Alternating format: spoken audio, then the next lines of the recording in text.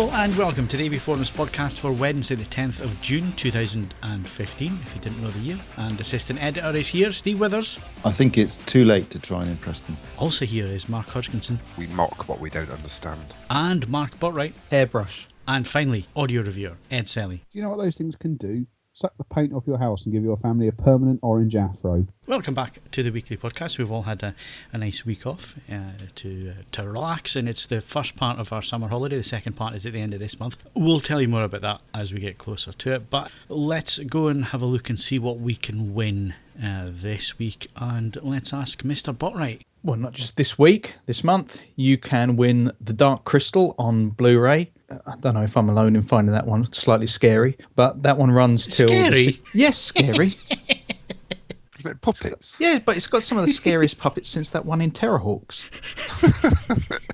Oh, yeah. Keep a list. Yes, I do. We've also got The Black Swan on Blu-ray as well. That one will end on the 30th. And Yamaha RXS 600D AV receiver, and that one's courtesy of Scan. Excellent. Do you want the previous winners? Please. Winners of previous competitions, 55 Days at Peking Blu-ray was won by Peter Thompson, and the Dirty Harry Blu-ray collection was won by Trotters 1972. No, Totters. Is it Totters? I'm guessing he was born in 1972 and he's a Tottenham Hotspur fan. Oh, I thought it was a big Only Fools and Horses fan, to be honest. Maybe he's into otters. All right, Dave. All right. Okay, so let's move on to some hardware news. And Steve was off last week, sunning himself in lovely Monaco. Obviously, Monaco isn't lovely. It's Basingstoke by the Mediterranean. The only thing that makes it special is that it has a motor race and you don't pay any tax if you live there. Otherwise, it's just horrible. I thought it was beautiful. So, disagree with you. You have lived just that bit further north where you're more easily impressed. What can I say? Have you been to Basingstoke? No, I'll probably think that's beautiful. Well, you might find it beautiful. Anyway, Steve was sunning himself in Monaco with the millionaires, having a look at what? Well, I was having a look at the new range from, D&M Group, which obviously comprises of Denon and Marantz, and also it's comprised of Polk Audio and Deftech Definitive Technology. Boston as well, isn't it? Yes, and Boston, who they distribute in this country. But obviously the primary focus of this was Denon and Marantz, and more specifically from our perspective, their AV receivers. Obviously, they also had other things on the show. They had some of their mini systems and streamers, and in case of Marantz particularly, I'm sure Edward would appreciate this, hi-fi and stereo equipment, 2-channel stuff. Also, a big push for Denon's HEOS system, which is their multi-room system. There was already the HEOS 3, the HEOS 5, and the HEOS 7. At the show, they launched the HEOS 1, which is, as the name might suggest, a slightly smaller multi-room speaker. They can be used as stereo pairs. There's a new software update for that, which I've got to say worked very well in the demo that we had. They also have what's called a HEOS Go pack, which basically attaches to the bottom of the speaker and turns it into a genuinely portable speaker with a battery. And there's also, I think, a splash guard, which a rubber plug basically you put into the back of the speaker, connect it into the USB port, so it adds Bluetooth, and it also covers over the connection, so it makes it water resistant. And I've got to say that was actually quite an impressive little speaker. It felt well made and solid, and in the hand, it was even though it's portable, it wasn't light and plasticky, and it sounded very good in the demo. So that was quite cool. And I've also got there what they call the HEOS Home Cinema, which is basically a soundbar with wireless active subwoofer. And again, they give us a demo of that one. That obviously, it can be part of the HEOS multi-room system, but also it is a soundbar. So they were playing the train crash sequence in Super 8, which is a very busy scene, but dialogue remained clear, plenty of immersive effects and lots of louder crashes and deep bass. So quite impressive for a soundbar, I thought. In terms of prices, the soundbar, the home cinema soundbar and active subwoofer is going to be 599 quid. So that's pacing it basically opposite something like the Yamaha YSP-2500 that I'm just in the middle of reviewing, which is about £550, and I have to say very good for the money. And the HEOS 1 speaker is £179, and the Go pack is 79 quid. Moving on to the receivers. In terms of Denon, their flagship receiver remains the same for this year, so it's the AVRX 7200WA. So this is the most recent iteration of it. So this is with the new HDMI input card at the back, which actually supports HDMI 2.0A and HDCP 2.2. So it basically gives you full future-proofing in terms of 4K standards going forward. There will be a DTS:X upgrade for this receiver, and that No exact date yet. They just said in the autumn. So it'll have DTS-X, and also it'll have DTS Neural X 11.1, which is the sort of their version of UpMixer to take ordinary 5.1 and 7.1 and make it into a DTS-X experience. We might actually get to see it and hear it. That's if they release discs in this country with it on, not like... We'll come back to that later, I think. Yeah. Yeah. Okay. Moan about that one. Okay. Also, new for so that remains the flagship receiver, and we've already reviewed that actually, and I've got to say it's a very impressive receiver. New for this year will be the AVR-X 4200W, which is a 7-channel amplifier, 200 watts per channel, 9.2 channel processing. That will have Dolby Atmos, Odyssey DSX. There'll be an upgrade you can pay for Auro 3D. There'll be the free upgrade for DTS-X and DTS Neural X 9.1 when they become available. I got the impression that when you buy your new receiver, there'll be you have to basically go online and get the upgrade. Now, whether the DTS-X upgrade will be available for the new receivers faster than for the X7200 wasn't made clear. But these aren't coming out until... when's this 400 come out? The 4200 comes out on the 15th of August. So I guess September could be classed as autumn. So maybe we're looking at September before we actually get the X upgrade. Anything could be classed as autumn when it comes to CE well, companies and the September release. and November, really. Yeah. One interesting thing here, Steve, 5200, has that just disappeared, is it? Yeah. Well, they had one there, actually, funnily enough. I'm not sure why, but maybe it'll still be available. But obviously, it's only going to have Auro or an Aural upgrade and Atmos. It can't be upgraded to DTS-X. So I guess the 4200 is kind of replacing the 5200 in that sense. And it's only $1,000. It's going to be priced at £1,099, which I've got to say, for all that this is going to be doing, that's pretty impressive. All their pricing. In fact, what's impressive about both Denon and Marantz receivers are that they're going to be giving you DTS-X and Dolby Atmos pretty much right down the range, and the pricing is, I would say, quite aggressive. There's also the AVR-X 3200W, which is a 7-channel amplifier, 180 watts per channel, 7.2 channel processing, again Dolby Atmos and an upgrade for DTS-X and DTS-X Neural X. Well, that's a big step up, because I've just done the 3100 not that long ago, and it was just plain old 7.2. Yeah. This is like I said, they're putting these throughout most of the range, so that's impressive. So we've got the two big new formats. There's no Auro 3D upgrade, but that's really not going to be an issue, I don't think. It's going to have the the proper HDMI inputs with 4K at 60 hertz and HDCP 2.2 and everything like that. So it's pretty much future-proofed as far as I can work out, and you can get it in August for 749 quid. Again, a very attractive price. Then there's the AVR-X 2200W. 7-channel amplifier again, 150 watts per channel, 7.2 channel processing. Again, Dolby Atmos and DTS-X. Judging by what they're given in the presentation, no DTS-X or DTS Neural X feature, so maybe there's no upmixing here, but just decoding of what you get. But again, HDCP 2.2 and HDMI 2.0. So again, a very future-proof, capable receiver, and that's going to be available in late July, and it's going to be 499 quid. So like I said, they really are pushing these throughout their entire range, right down to what I would class as a budget receiver. I presume that Marantz have something very similar lineup-wise. Yes. If you go through the Marantz lineup, it's almost identical in many respects, although not quite as budget. If I go back through so that's basically it. There's also a couple of lower ones that have neither Atmos or DTS-X, but you've got DTS-X and Dolby Atmos right down to the 2200 at 500 quid basically, which I think is pretty impressive. Going over to Marantz, they're going to have, they've got their processors as well. So they've got the two processors. They've got the AV8802, which is up to 11 channels of processing, 11.2. It's got 11.2 XLR outputs and 13.2 RCA outputs. That will have all the whole lot basically. Auro 3D, DTS-X, DTS-X Neural X 11.1, and Dolby Atmos plus HDMI 2.0 and HDCP 2.2. That's going to be available later this month actually, and will be 3,349 quid. There's also the AV7702 Mark II, which has got 11.2 XLR outputs, 13.2 RCA, 11.2 channel processing, Auro, DTS, and Atmos. HDCP 2.2 and HDMI 2.0. Then in terms of their receivers, so the new flagship receiver this year will be the SR7010, which replaces the SR7009 from last year, which won my receiver of the year in 2014. I have to say, I thought it was a great performer and really good value. This basically adds, so it's got, we've got 9 channels of amplification, 200 watts per channel, 11.2 processing and 13.2 outputs. We've got DTSX Neural X 11.1 as a potential Auro 3D upgrade, and Dolby Atmos, along with HDCP 2.2 and HDMI 2.0. That's going to be available in September, £1,399. So you're right, Phil. Basically, it kind of mirrors the 400.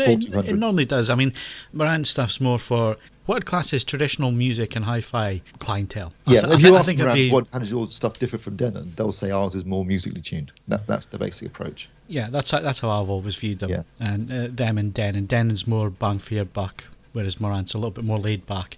And I guess it does play out like that sound-wise, certainly from the stuff I've listened to in the past.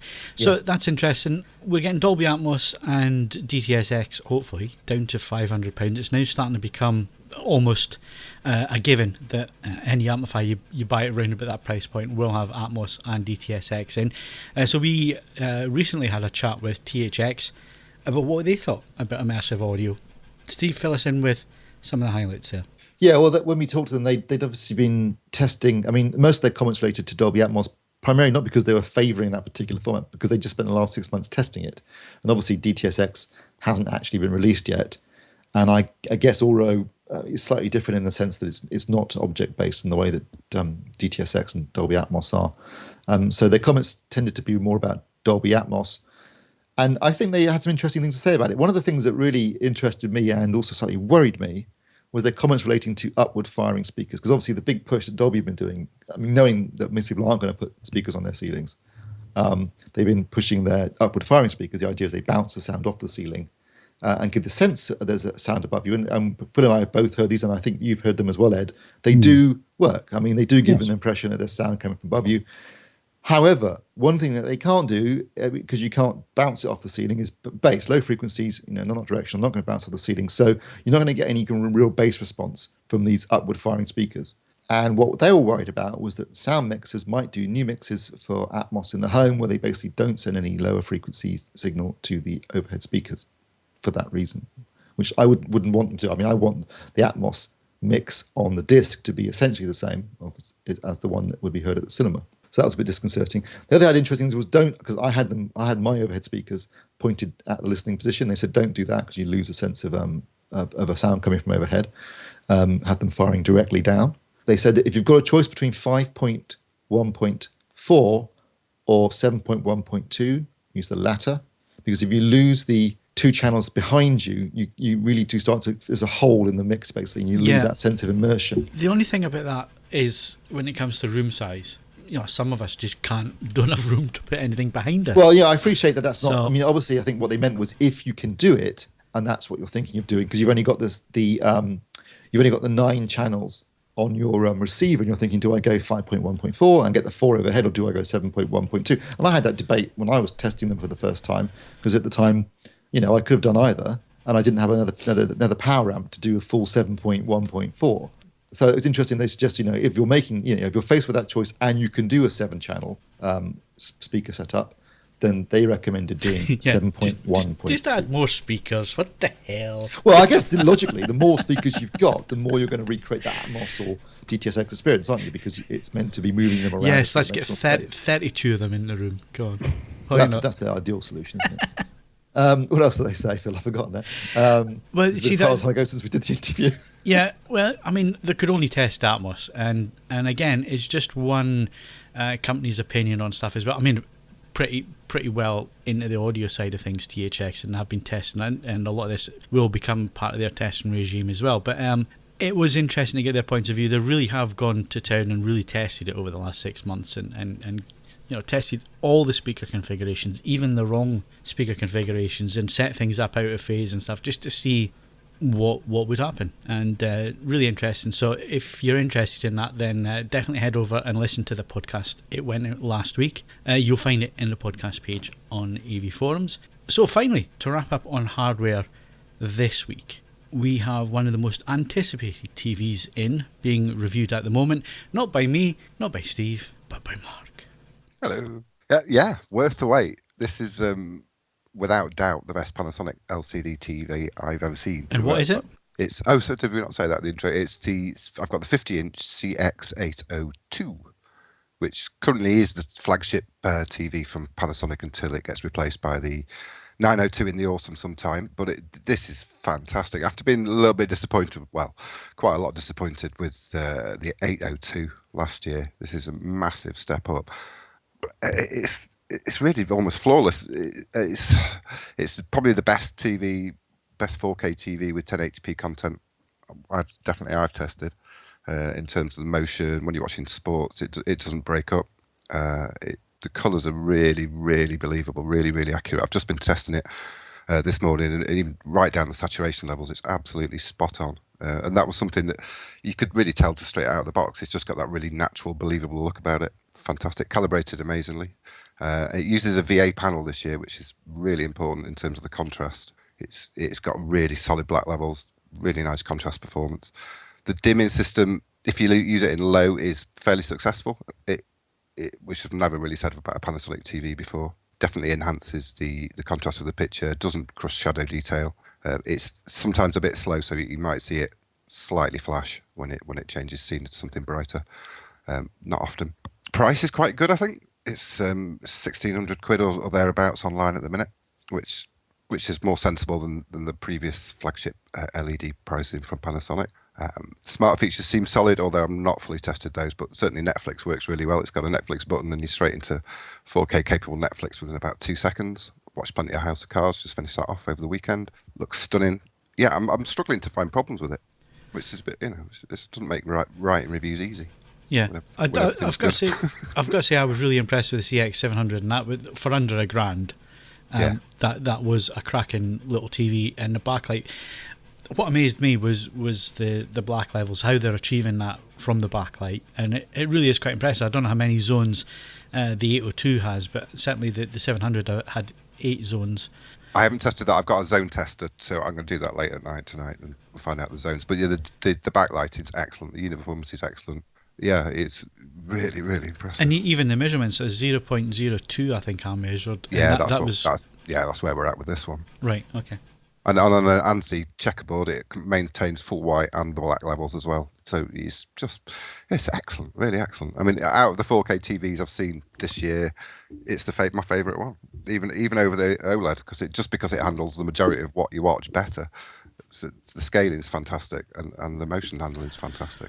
Sorry, Mark, did you just say that you think the CX802 is better than an OLED? I would choose it in this current time, at this moment in time, over it, yeah. Just because of what you can watch. I mean, there's 10 series of Netflix on Netflix that's 4K, and other than that, you're waiting for Blu-ray. Just at this moment in time, maybe 2 years down the line, I'd feel different. But I thought the OLED doesn't handle sub 4K resolution as well as this TV. That would be the major factor, and it's better for sport, which is a big concern for me. Get the steak out and burn them. He's a long way away. Can't be bothered to burn him. I mean, because the OLED's fantastic, and it's got a lot. This TV can't match the contrast and the black levels, but for most of the time, unless you're watching in the dark, you wouldn't know. The black levels look really good. It's just a great TV. I know what you're saying, but this is a really hard thing to define, I think. But if you're thinking about a plasma picture, and I know I'm bringing up plasma. I really should let it go. It's gone. But if you think about it, it had that analog look, if you know what I mean, Mark. Yes, I agree to a certain extent, but this has got a really nice look about it as well. I think Panasonic made quite a big thing about saying they've got their colour luminance levels right at lower saturations. And it does make a difference. It makes the pictures look really natural. It's still slightly more digitised than an OLED, but they're really natural-looking images. Really. Do you know what's got a real analog look to it? It is a turntable. Very analog. You can't watch it. Well, you could watch it. I watch it all the time. If it is a screensaver. I would rather watch my record player than an episode of Say Yes to the Dress, for example. What a mighty television program that is. Have to fill us in on that. I'll tell you what, Ed, though, you managed to find all the Drosses on the TV. I think my wife and I do it generally as a joint effort. She's particularly skilled at finding particular sorts of dross. I'm good at finding other sorts of dross. And together, I think we cover most bits of dross. I would love to see like Google's kind of predictive metrics and the like applied to your TV viewing habits.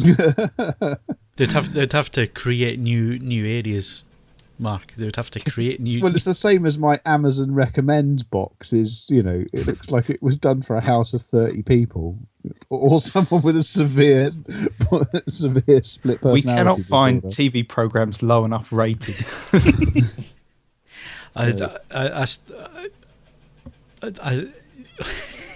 We'll tell you. Exactly. I don't know what to say.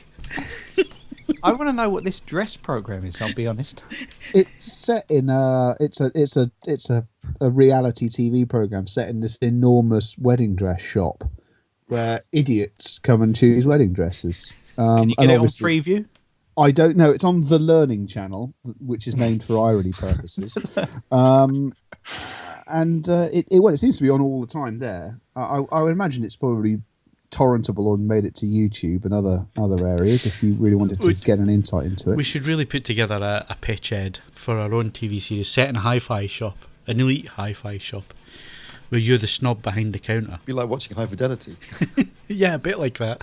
Well, I don't know. I think it's lacking in mass appeal, but yeah, I'd like to on television. It'd be awesome. We'd have to shoot in HD. So SD wise, Mark, I know this is a 4K TV.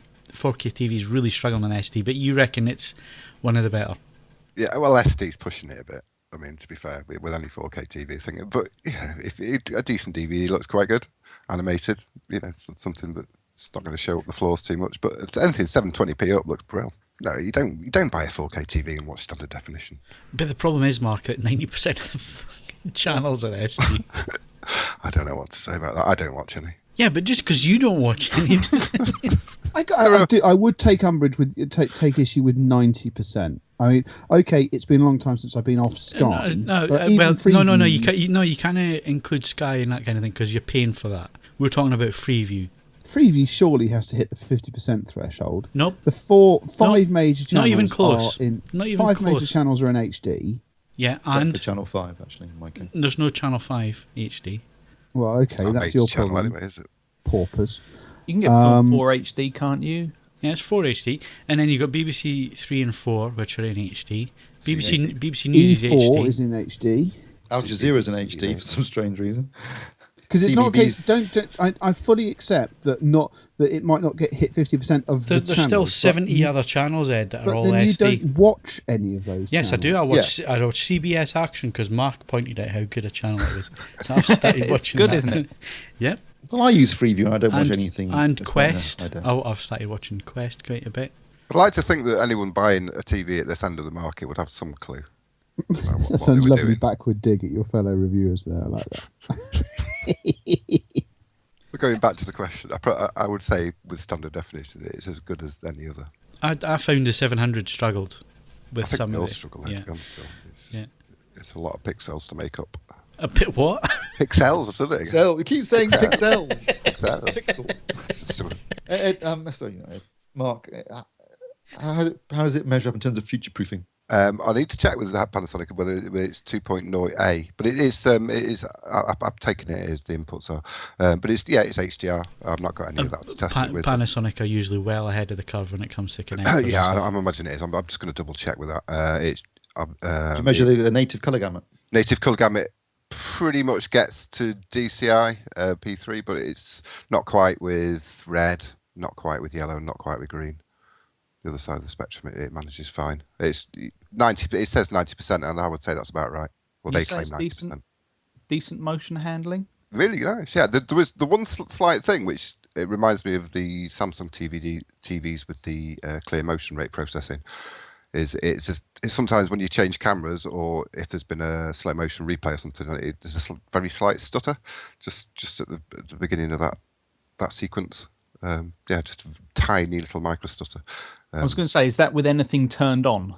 That's on or off. There's what's it called? intelligent frame creation. You can, it's on or off. It'll do that same thing. So there's some background processing that. No, you see that didn't happen with the 700. So it's interesting that the 802 is doing that, because I specifically went looking for that and didn't find it on the 700.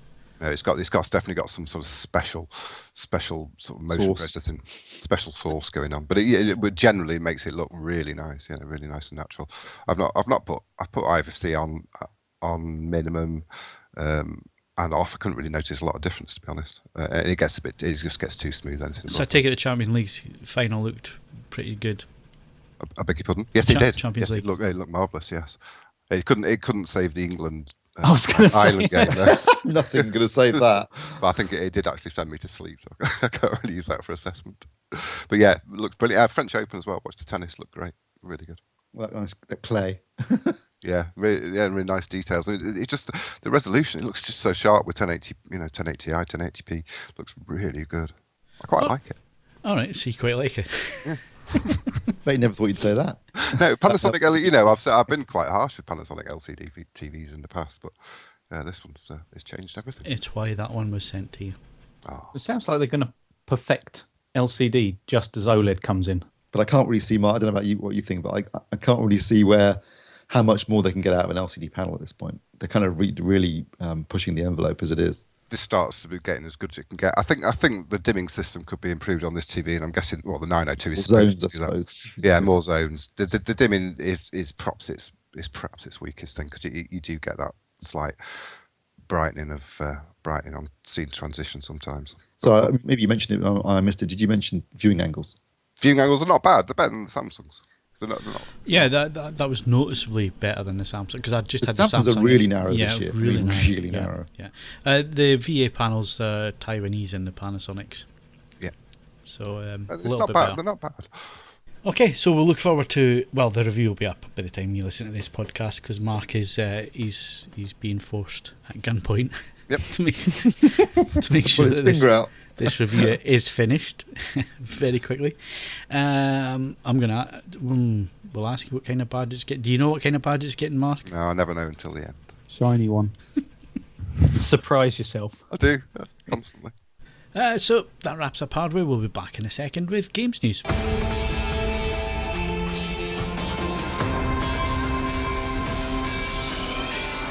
So, Mark, moving on to games news, what do we have this week?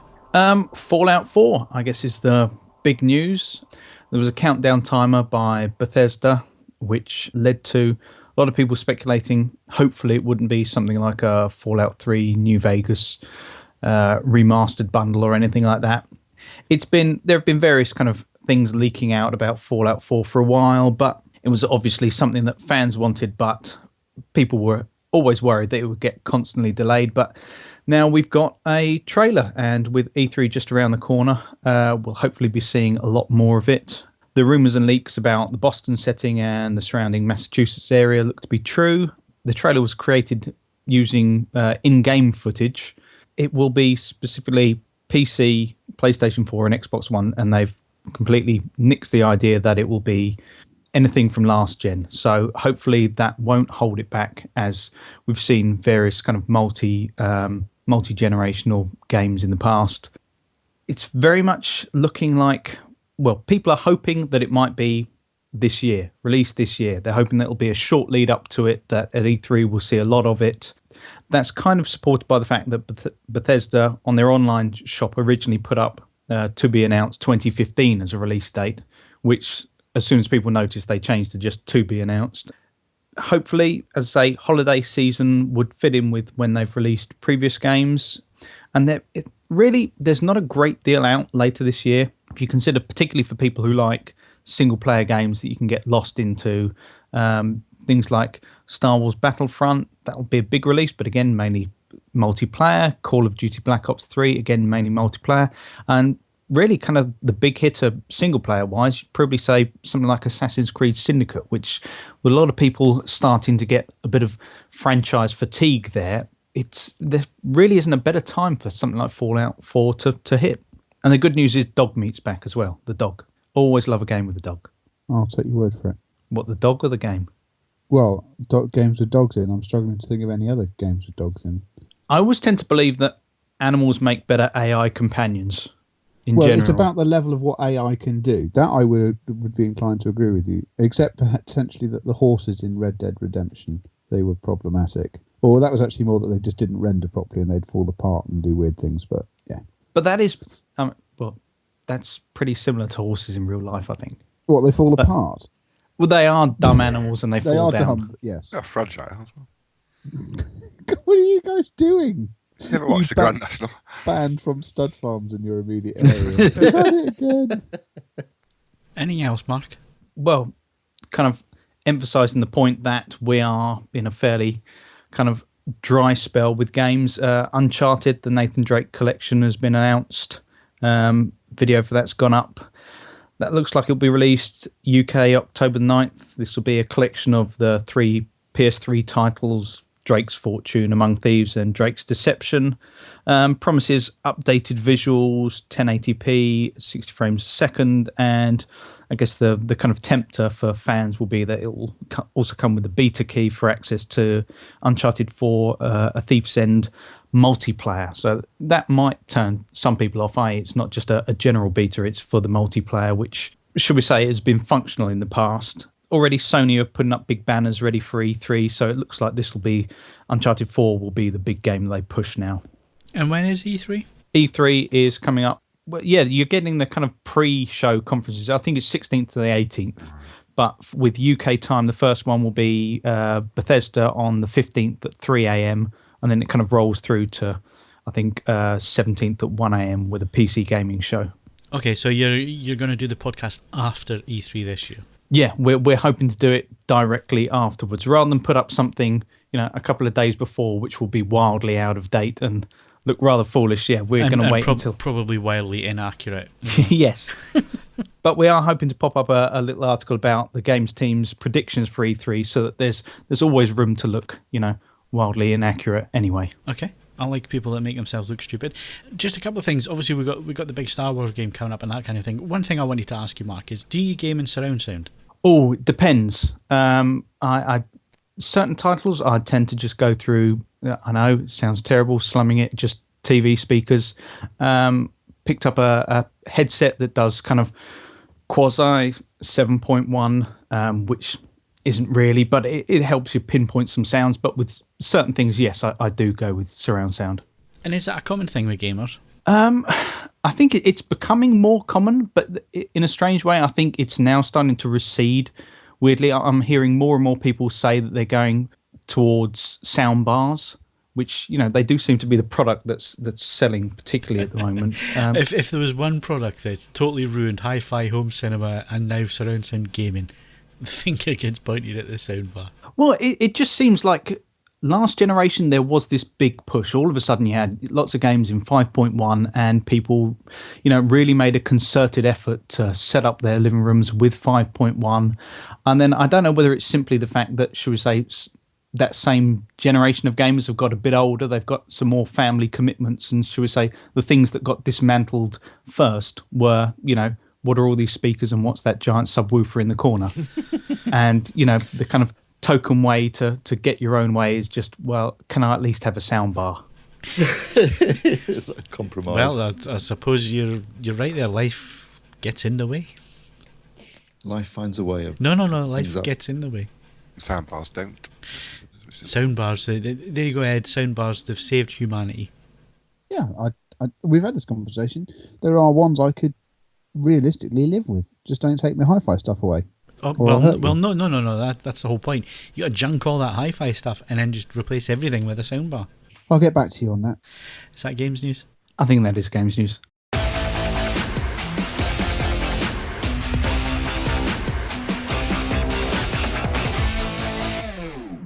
Right then, let's move on and movie news now. And Steve, what was at the cinema?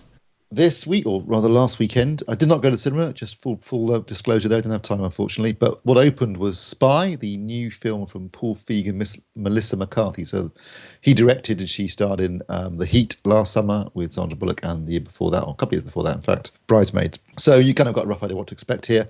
she's playing a CIA analyst who, unfortunately, the identity of lots of their spies gets released into the market, into the sort of outside world, and they need somebody who no one knows, and so they have to use her as a spy. And also in the film is Jude Law playing a very suave, sophisticated James Bond kind of spy, and also apparently very funny in this, Jason Statham playing another one of the spies who always tells outrageous stories that no one believes. Unfortunately, also Miranda Hart is in it, which I could probably do without. Who else is? Rose Byrne plays the sort of villainess. I definitely won't be watching it then. Yeah, apparently it's very funny, and I enjoyed Bridesmaids. I enjoyed The Heat, so I could take or leave Melissa McCarthy to a degree, but it looked quite good in the trailer. Although I'm interested in Cassandra said in her review that don't watch the trailer if you haven't seen it yet, because it does blow a lot of the gags in the film if you know what's going to happen. But she gave it 7 out of 10, so it was very funny and worth seeing. So fine, and I think she quite liked the idea that there was a female protagonist and a female villain. Since she's a girl, that would make sense. And also, this last weekend was Insidious Chapter 3. So I saw Insidious Chapter 1 and 2 in a double bill last year, actually, when Insidious Chapter 2 came out, and I quite enjoyed them.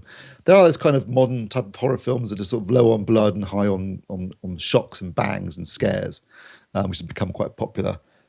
And this is more of the same in that sense, but it's actually a prequel. It takes place before the events of the first 2 films. And again, it's had pretty good reviews. A lot of people saying it's actually better than the other 2 films in some respects. So if you like a kind of a ghost story / crash bang wallop type horror film, then this might be for you. Would it not be chapter -2 if it was a prequel? Well, yes, I was thinking that. It should be chapter 0, shouldn't it? But I suppose a book could have chapters that take place before other chapters and then move backwards and forwards. The choose your own adventures ones. Roll dice and watch Insidious 3. You have chosen poorly. Where's Spot? So that's it. That was that. What was out last week? Big film out on Friday.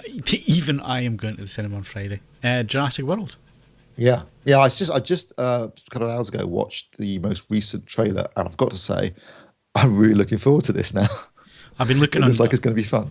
I've been watching Twitter. The plot that annoys me on a level I can't easily describe. Well, the plot involves dinosaurs. Ed.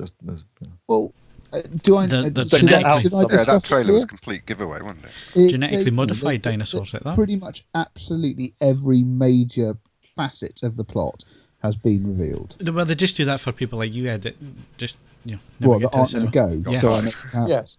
I mean, unless it ends with him waking up and it was all a dream, and he's actually back in his in the sitcom he used to do. That would be a nice twist. But Parks and Recreations. yeah, I've been looking at the takeover they've done at Waterloo Station today. Oh, it's all over Twitter. It looks really quite impressive, to be honest. They've got raptors and everything. Real ones. Yeah, real ones. I thought you were going to say rappers. I don't know. I mean, these days all bloody trailers give away the entire film. It's ridiculous.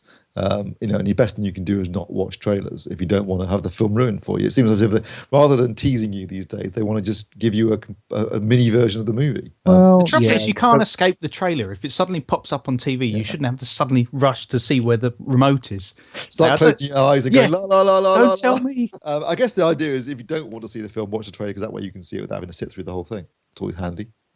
Which is what I'll be doing with Terminator. I'm going to go and see that, if only to see if it's... Yeah, but Steve, you'd go and see anything, you. My wife is going to see it as well. Can I just say, for those of you, anyone who listens to this who's not going to cinema and is in possession of a Sky subscription, don't forget Le Mans 24 Hours this weekend.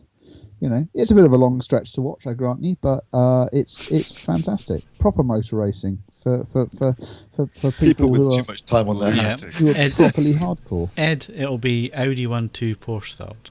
I don't know. That sort of ignores the existence of Toyota, who are pretty good. The thing is, that the whole thing is, it lasts for a day. It only takes, what was it?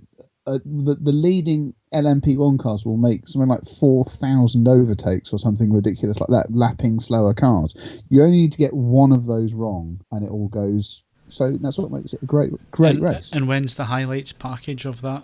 I guess I could just watch the news. Just watch the whole thing. Kicks off at 2 watch the p.m. on Saturday. Better things to do. I've got hair to wash, haven't you, Steve? I've got a hair to wash. Is Le Mans the one that used to have the kind of super fast Porsche the Porsche supercar from like the kind of 90s or 80s or something? Well, Porsche has been dominant since the late 60s, but in the 70s they had the 917, which was terrifying, and then in the 80s they had the 962, which was even more terrifying.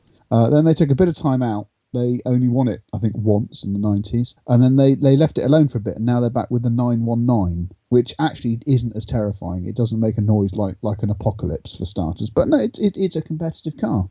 And Mark Webber, everyone's sort of favourite jovial Australian former Formula 1 driver. Austrian. Leave me alone, Pixels boys. So yeah. I make no bones about it. I'm going to bore my. I'm looking after my son for most of the weekend. I'm going to bore him to tears by watching cars go round and round and round. It's going to be brilliant. Somebody's been eaten at Waterloo by a raptor.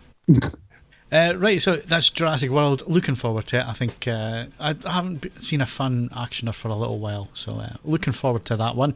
Right, so Blu-rays. What can we watch at home, Steve?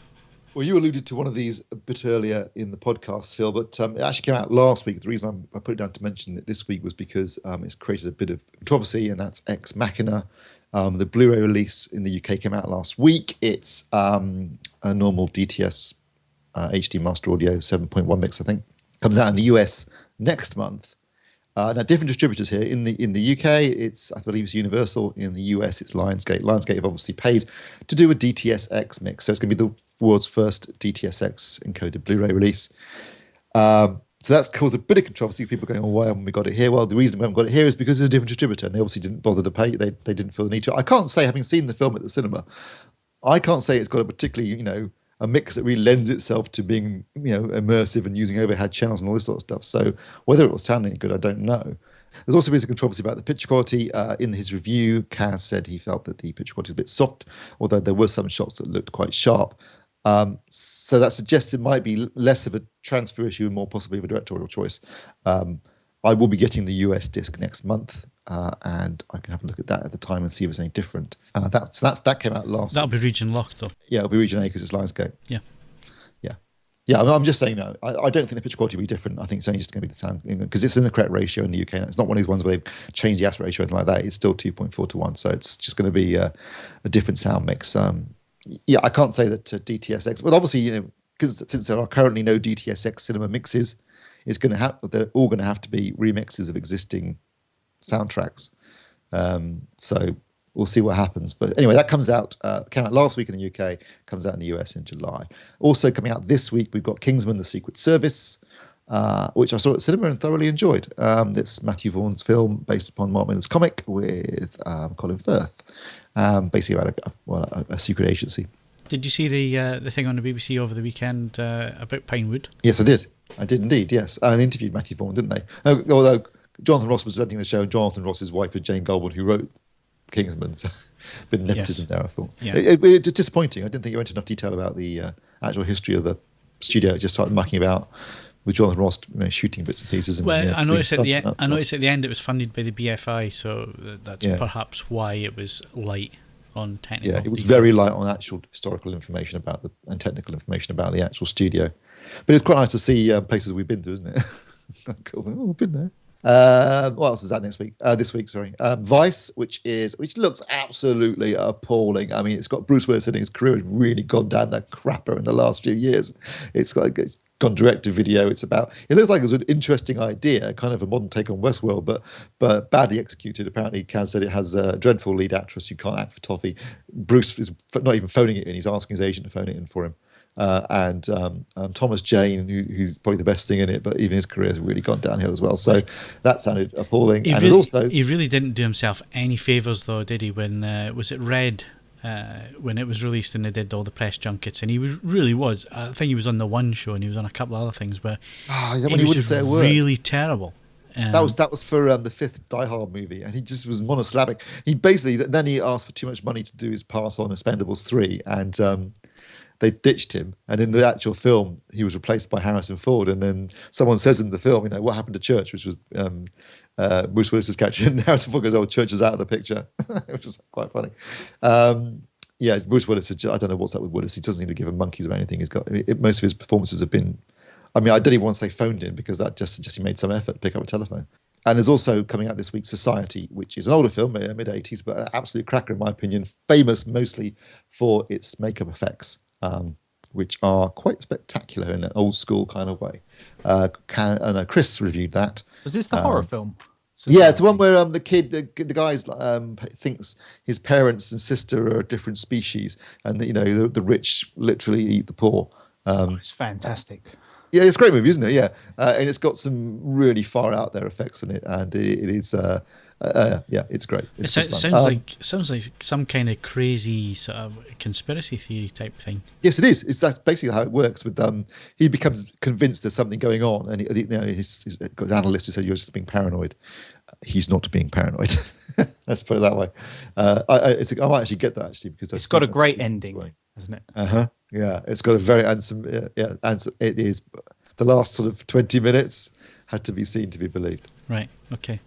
Anyway, talking about crazy fan theories and conspiracies and stuff, we saw something on cracked.com recently, which we thoroughly enjoyed reading and having a bit chuckle about, and we thought it'd be interesting to raise it in the podcast and get your thoughts, dear listener, about what you think about these crazy theories about films and the actual backstory. And my favourite one of them all is that in Ferris Bueller's Day Off, they're all a figment of Cameron's imagination. Cameron being the friend who was depressed and had issues with his father and all the rest of it, and to get out of his boring life, he imagined Ferris Bueller and his girlfriend and going out to Chicago. And if you think about how far out that film actually is, it starts to kind of make sense, does it not, Ed?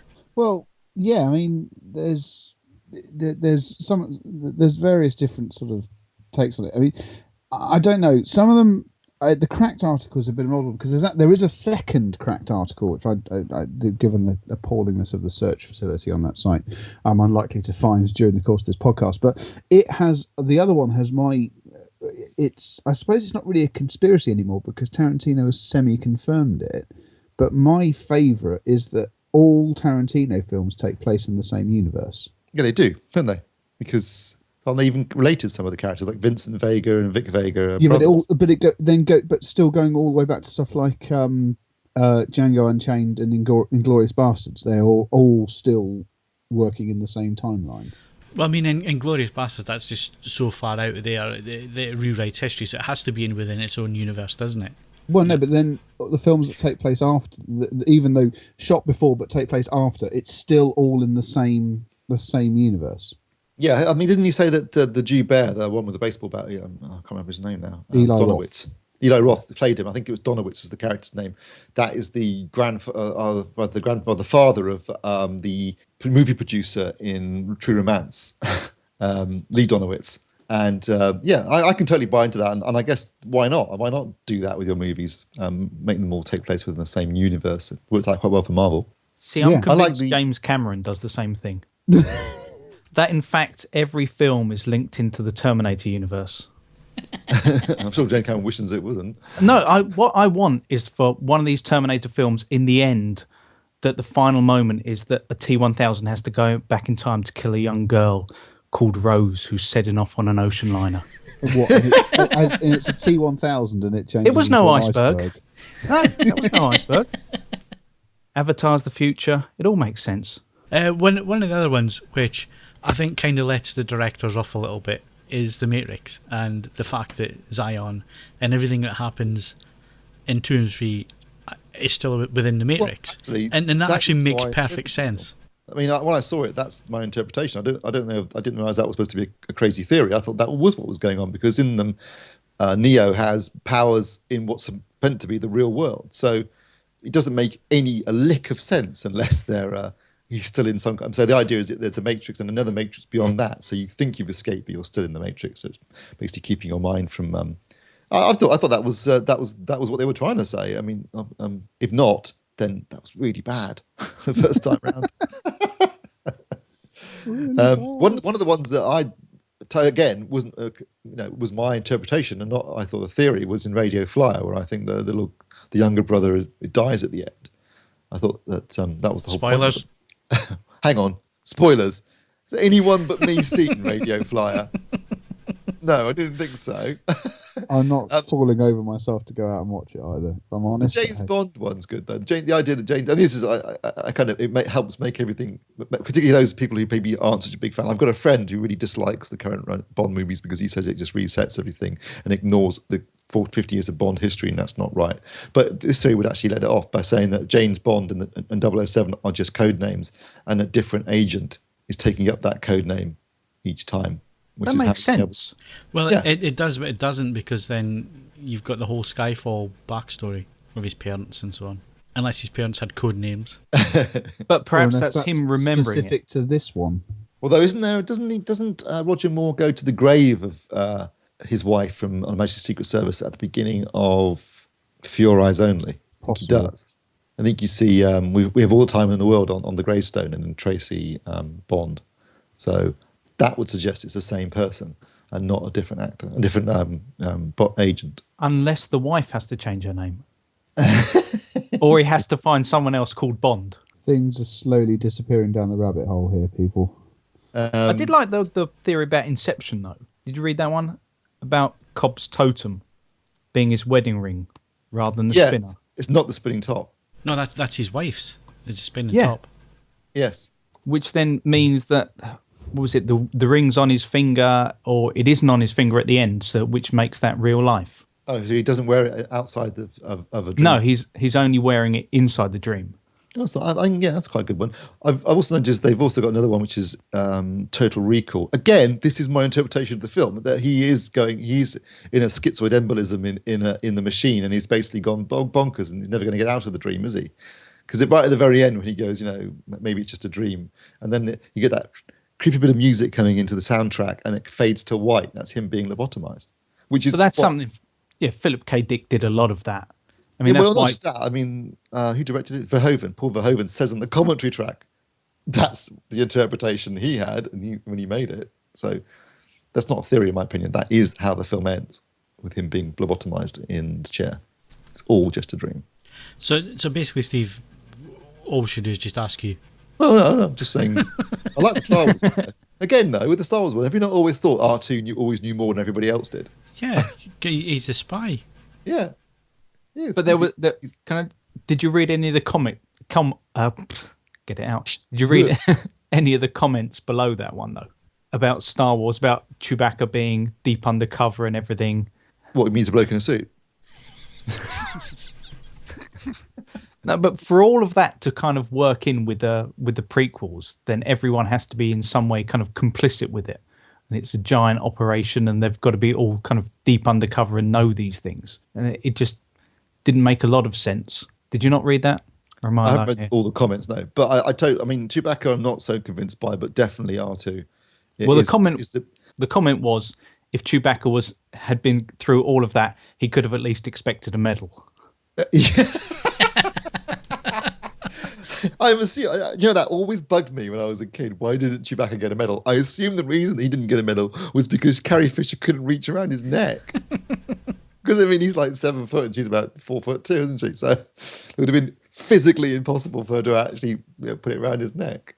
But yeah, definitely R2, no question about it. He's the single most important aspect of the revolution. And he didn't have his memory wiped, whereas No, he didn't. No, didn't. 3PO did. Yes, he's.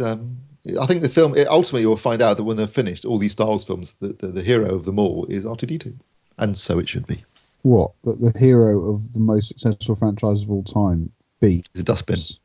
It's It's a Dusty Bin. Dusty Bin. 3, 2, 1. I don't necessarily share your enthusiasm there. Mind you, talking about those 3, 2, 1 questions. Jesus, how did anybody work them out? So when you were kids, Splendid. you used to do the 3, 2, 1 thing with your fingers. Yeah, pretty Yeah, good. yeah. Not like he did. No, he was getting paid, so The Minority Report one's quite good though. I hadn't thought of that. He's still inside those whatever the Halo things were. But again, you come back to Philip K. Dick. But you see, because that's anytime that you was deal my- with that kind of reality, you can always use the kind of "it was all a dream." Is that the Dick defense? yes, Good name for I've a band. used that many times. But you see, that was my interpretation of that film. I assumed that the happy ending was him in dreaming while he was in the prison.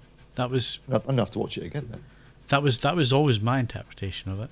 Is that just me, or if a film does that now? I mean, I don't think you should be allowed to. I think it should be against the law. But if it gets to the end and it's all just a dream, it's like, you're kidding me, aren't you? You can't pull that shit anymore.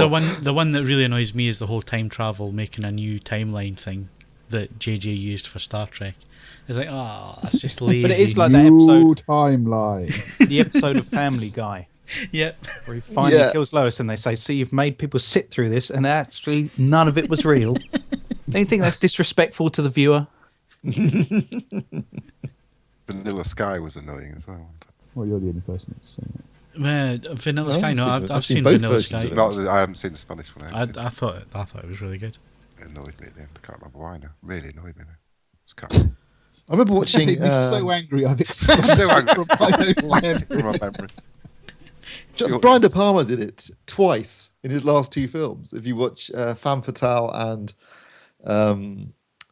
what's it called, Passion, he pulls that it was all a dream gag at the end, and I thought, seriously, Brian, never ever be allowed to touch a camera again. It's just, you can't do that now. It's just not on.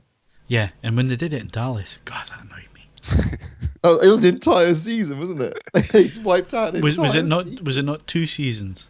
I think it was just one season. Was but, it? All right. But even so, the balls of to do that to the audience. Sorry, that whole season didn't happen. But then just you wasted an entire year. Yeah, but, Although they topped it by the Colbys. Was it the Colbys where one of the characters gets taken off by aliens? Yeah. Yeah. Those were the days that TV last didn't series give a of shit. Roseanne was all the dream as well, wasn't it? what was that? Last series of Roseanne, because they won the lottery, and that was a dream. Oh yeah, was it? It was. Best of all, though, did anyone ever see the last episode of St. Elsewhere? With the snow globe on top of the it's the entire series, not just a season. The entire series is suggested took place entirely in the mind of a handicapped kid. That is the basic conclusion you draw from the They final got episode. some mind though, haven't they? Must have some mind to imagine all that up. Don't Such they have detail. something similar? Do you remember the film Identity? Yes. Wasn't that in someone's mind as well? Yeah, some lunatic's mind, wasn't it? Yeah. Well, the same way that Game of Thrones is going to end, it's going to cut back, and it's just going to be 4 nerds playing a board game. Boobs. More You heard it titties. here first. Oh, there must be some way that we can get rid of the prequels by doing this. Well, I'm all for just basically saying that they didn't happen. That's one time I'll buy into that, and I'll also buy Right, into well, the whole Alien 3 and 4 never happened. Okay, so we can just start an online petition, and then we just all sign it, and we'll forget about it. We're All all they've got to agreed. do is retitle Star Wars as Episode 1 A New Hope. Yeah, job done. And we'll move on from there, shall we? The new Star Wars film comes out with just a little preface saying, by the way, none of that happened. Anyway, No, it says, sorry. Well, I could open with someone murdering Jar Jar Binks, cutting him up with with axe. would be Oh, good. back to the old Lightsaber. Gungan genocide, are we? Yeah. Well, maybe a steak with a Gungan head on top of a steak. That's how it opens. That would be great. Not even saying it's Jar Jar, but you just know it is. You know that they killed him. It was done quietly, and we finished. We move on. I think we're done now. Did you not become a politician so you could do the whole JFK thing with him? Doesn't they basically suggest that the entire empire was his fault in the end? Because doesn't he the one that proposes the building an army? So there you go. It's all his fault. I can't remember, Steve. I've tried to wipe it from my I've scrubbed it all from my memory. And sadly, we've run out of time, or you've just woken up from a really bad dream. And that is the end of the AV Forums podcast for this week. My thanks to Mark Hodgkinson, Won't you gentlemen have a Pepsi? Mark Botwright, We need a plan. Steve Withers, Boys, it would be a shame to have to kill you now. and Edward Selly. They're Afghani freedom fighters. They're on our side. Don't forget, you can follow us on Twitter and Facebook, bookmark avforums.com for latest reviews, news and video. And you can also leave us a rating on iTunes. We'll see you again next Wednesday.